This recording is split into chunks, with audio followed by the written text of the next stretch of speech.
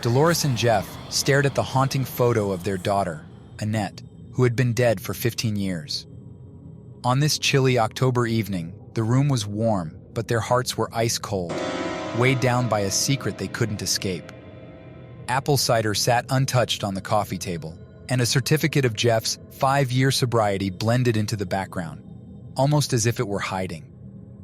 Dolores carefully closed the photo album and placed it back on the wooden shelf.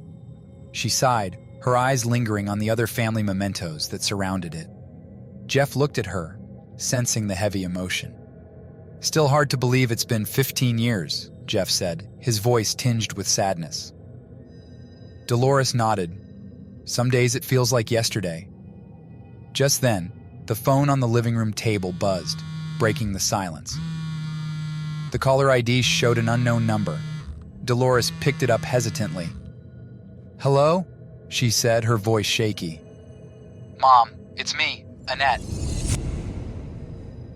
I know it's hard to believe, but it's really me. I've missed you and Dad so much." The voice on the other end replied. Dolores froze, her eyes widening in sheer terror as they met Jeff's. She was speechless. Her grip on the phone loosened, and it fell onto the coffee table. Jeff asked Dolores, "Who is it?" Dolores looked at Jeff with blank eyes. It's Annette," she finally answered. They both knew it was impossible. Annette had been dead for 15 years. Yet the voice on the other end sounded hauntingly like her, as if time had never passed. "Who is this?" Jeff demanded, picking up the phone from the coffee table.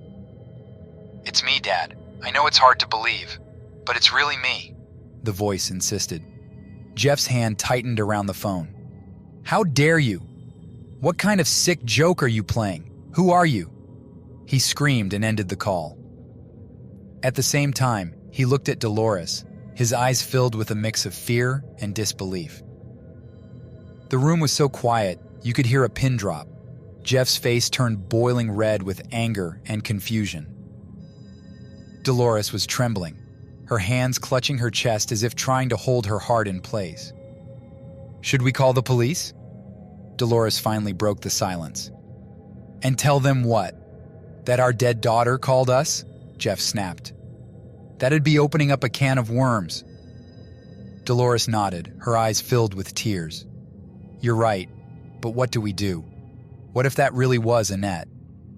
Jeff stopped pacing and looked at her, his eyes softening. "That's impossible, Dolores. You know that." Just then, the phone buzzed again.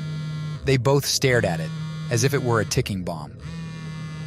Jeff picked it up this time, his hand shaking. "Hello?" he said, his voice tinged with both fear and anger. "It's me again, Dad.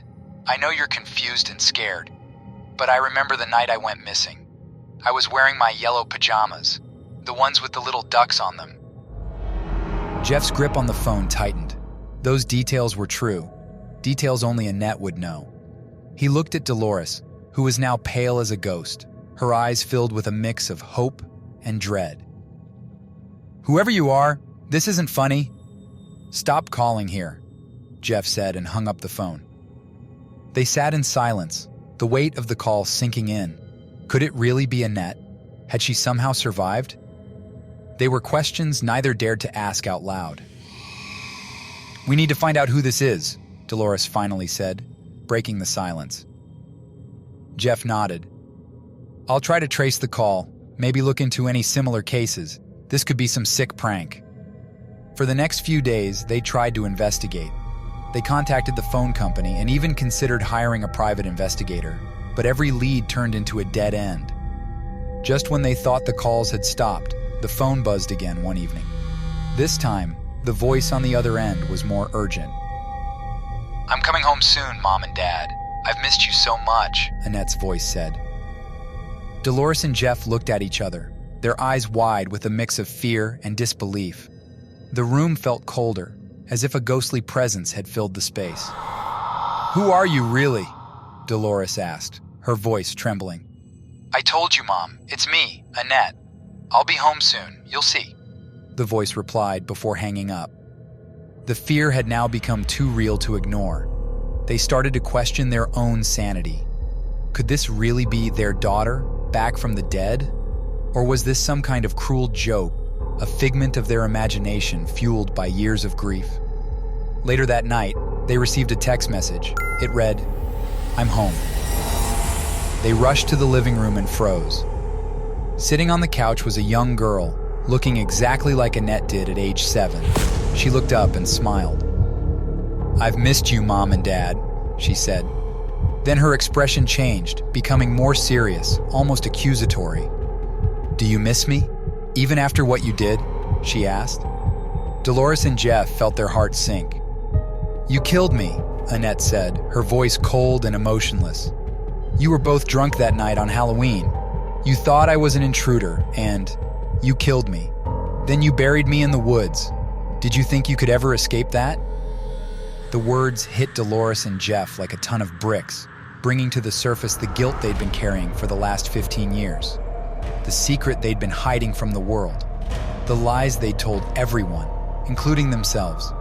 The terrible mistake, the desperate cover-up, all flashed right in front of them. Tears were welling up in their eyes. They both stared at the floor from guilt and shame.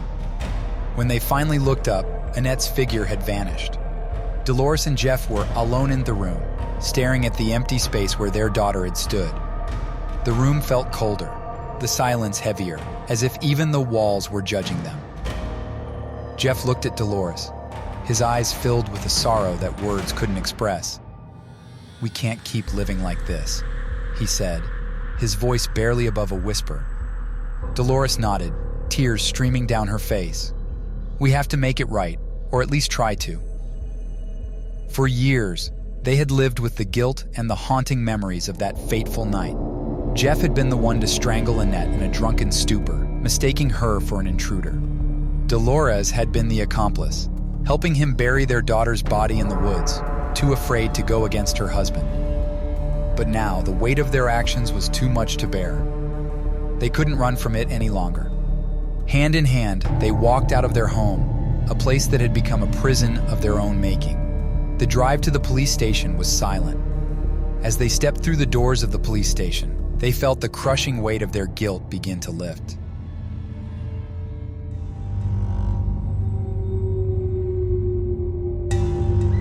It was the first day of October, and the local haunted house was opening its doors for the Halloween season. My best friend, Emily, and I were so excited to get into the Fright Mansion. Everyone in town was talking about this haunted house. The building was old and falling apart. The windows were all dark, like no one had lived there for years. It was the kind of building that you could feel the danger without even having to step inside. We couldn't wait. We arrived early on a Thursday evening, hoping to avoid the weekend crowd. We were lucky enough to be the first in line. As we stood there, we could hear faint, eerie sounds coming from inside. Distant screams, the cackle of a witch, and the unsettling rattle of chains. My heart was pounding in my chest with excitement. I could already feel the adrenaline kicking in. The gates finally creaked open, and a staff member dressed as a zombie, with impressive makeup, ushered us in. "Welcome to Fright Mansion. Prepare for the scare of your life," he growled, staying in character. Emily and I giggled at each other as we stepped inside, our shoes crunching on the gravel path that led to the entrance. The air has a musky scent from the fog machines. The distant sound of screams seemed so real. Emily squeezed my hand. We were both getting a bit nervous. I took a deep breath as we walked through the heavy wooden doors into the dark unknown. The walls were adorned with cobwebs and flickering candles. We laughed nervously as we passed through a room filled with animatronic witches and skeletons that cackled and rattled their bones. We continued through a series of creepy rooms, each one more unsettling than the last. Finally, we reached a narrow corridor. There was a black curtain hanging over a tiny door frame. I cautiously brushed the curtain aside. There was this short and narrow door, a bit larger than a pet door. The only way to get through to the other side was to crawl. Above the door was this flickering green neon sign that read, get in. Emily looked at me, her eyes a mix of excitement and a little bit of fear. You ready for this? Let's do it, I said, taking a deep breath. Emily got down to her hands and knees. The door slid open on its own. She started to crawl through this short, dark tunnel. The moment Emily's body was in the tunnel, the door slid shut. Insane laughter filled the corridor where I was, followed by the sounds of thunder. It was my turn to crawl through the door and the short tunnel. I could hear the door close behind me. I kept crawling for maybe a few feet. The end of the tunnel led to a dark room filled with screams and flickering purple lights. I stood up, looking for Emily. Emily? I called out, but my voice seemed to get swallowed up by the walls and the screams. I suddenly saw something step out from the shadows at a corner of the room. It was a man, maybe in his 40s. He was chubby and wore clown pants with suspenders on. He was coming towards me, his big boots making loud sounds in the room. The purple lights blinked on and off, making his face look scary. His eyes looked mean and never left my face. I laughed a little, thinking he was just part of the show. But then he did something that scared me. He grabbed my arms really tight. Hey, not cool, I said, trying to pull away. I shook really hard until he loosened his grip. His eyes gleamed as if he enjoyed seeing me scared. That's when I knew. This wasn't part of the show. I was in real trouble. My heart was pounding so hard, I thought it would jump out of my chest. I looked around the room, trying to find a way out. The man took a step closer to me again. I turned and ran towards the other side of the room. There was another door there, hidden in the dark. I pulled it open and ran through, not looking back. I found myself in another hallway, this one filled with fake spiders and bats, but I didn't care about that. I just wanted to find Emily and get out of this place. Emily! I yelled, hoping she could hear me. Where are you? Then I heard her voice coming from another room. Sarah, is that you? I'm in here. I followed her voice and found her in a room that looked like a witch's lair. She looked scared, but okay. Sarah, what happened? You look terrified, she said. I'll tell you later, I said. Right now, we need to get out of here. We ran through the rest of the haunted house, not stopping until we were back outside in the fresh air. I've never been so happy to see the night sky. Emily and I made a beeline for the ticket booth.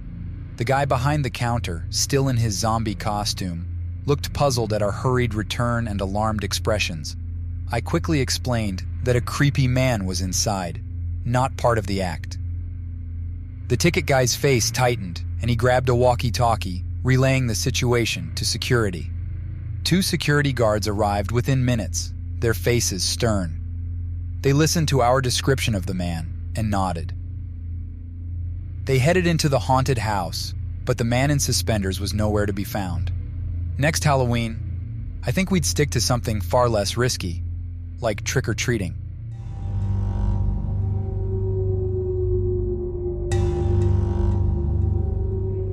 It was a super windy Halloween night. The wind moaned almost like someone crying as it blew through the trees. I was watching Timmy, a 7-year-old kid who lived nearby. His parents had to go to a party. He was stuck at home, recovering from a cold. No trick-or-treating for him this year. I felt too old to collect candies, so babysitting seemed like a good way to make some money.